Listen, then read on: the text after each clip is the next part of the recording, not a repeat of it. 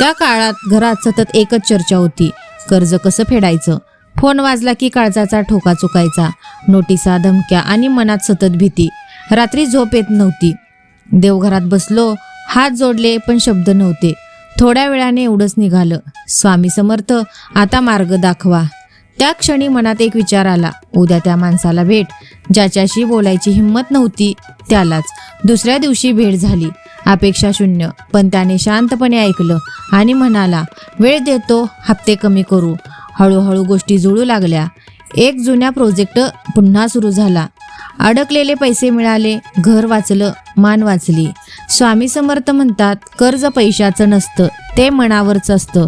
आज मागे वळून पाहतो तेव्हा एकच गोष्ट कळते, स्वामींनी आधी मन हलकं केलं, मग ओझं उतरवलं.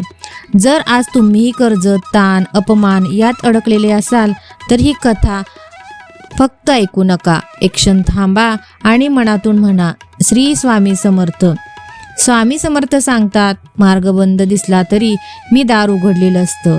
जर तुम्ही सध्या आर्थिक अडचणीत असाल, मनाने खचलेले असाल तर हा व्हिडिओ शेवटपर्यंत नक्की ऐका. कदाचित स्वामी समर्थ तुम्हालाच उत्तर देत असतील. जय जय श्री स्वामी समर्थ.